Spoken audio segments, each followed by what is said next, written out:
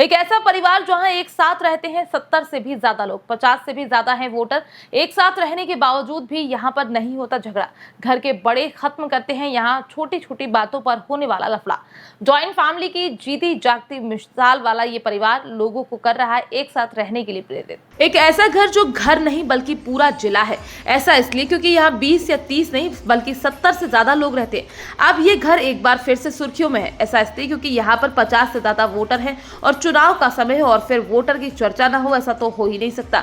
आज हम आपको इसी घर और यहाँ रहने वाले परिवारों के बारे में क्रमवार तरीके से बताने और समझाने जा रहे हैं। दरअसल इस समय यूपी के गोरखपुर का एक परिवार बेहद सुर्खियों में है। मिली जानकारी के मुताबिक इस परिवार में कुल सदस्यों की संख्या 75 है। एक ही घर में एक ही छत के नीचे ये सभी 75 लोग बिना लड़ाई झगड़े के रहते हैं। इस परिवार में 4 पीढ़ियां निवास करती हैं। इलाके के लोग इस संयुक्त परिवार की मिसाल देते नजर आते हैं। ये परिवार गोरखपुर के चोरी चौरा विधानसभा के राजधानी नामक गाँव में निवास करता है। इस परिवार के लोग बताते हैं कि 75 सदस्यीय परिवार पिछले 5 से 6 दशक से एक साथ रहता आ रहा है। इसको लेकर परिवार के मुखिया छत्रधारी ने मीडिया को बताया कि वो कुल 4 भाई थे, जिसमें 2 भाइयों का निधन हो चुका है। इतना ही नहीं, उन्होंने इसको लेकर आगे बताया कि परिवार के सभी सदस्य बच्चे से लेकर महिलाओं तक सब बहुत ही संस्कारी हैं, जिस वजह से ज्वाइंट फैमिली में रहना संभव हो पाया है।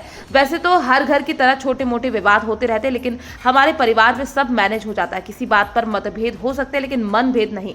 तो वहीं इस परिवार के सदस्य छत्रधारी यादव मीडिया से बातचीत करते हुए आगे बताते हैं कि उनके घर का चूल्हा 1 मिनट भी नहीं बुझता, क्योंकि इतना लंबा परिवार है। इस वजह से दिन भर किचन में कुछ ना कुछ बनता ही रहता है। घर की सभी महिलाएं आपस में बेहद सामंजस्य बिठाकर एक दूसरे के काम में हाथ बटाती रहती हैं।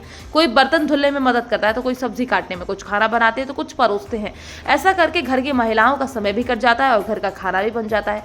मीडिया से बातचीत करते हुए छत्रधारी यादव आगे बताते हैं कि अमूमन घर में सभी लोग नहीं मौजूद होते। कुछ लोग काम के सिलसिले में बाहर रहते हैं, वहीं कुछ लोग पढ़ाई लिखाई के लिए बाहर चले जाते हैं। औसतन 45 से 50 लोग घर में होते ही है। ऐसे में एक टाइम में कुल 7 से 8 किलो आटे की रोटियां बनती हैं, जबकि इतने ही किलो चावल की भी आवश्यकता पड़ती है। वहीं 2 से 2.5 किलो तक दाल की जरूरत पड़ती है। मिली जानकारी के मुताबिक इस परिवार में 50 से अधिक वोटर हैं, इसलिए यह परिवार राजनीतिक पार्टियों के लिए अहम कहा जाता है। इस परिवार के बड़े जन बताते हैं कि मेरा परिवार खुद राजनीति से जुड़ा हुआ है और ये गांव के प्रधान रह चुके हैं। इस परिवार की महिलाएं भी गांव के प्रधान रह चुकी हैं। मिली जानकारी के मुताबिक ये परिवार पढ़ाई लिखाई में भी महारथी है।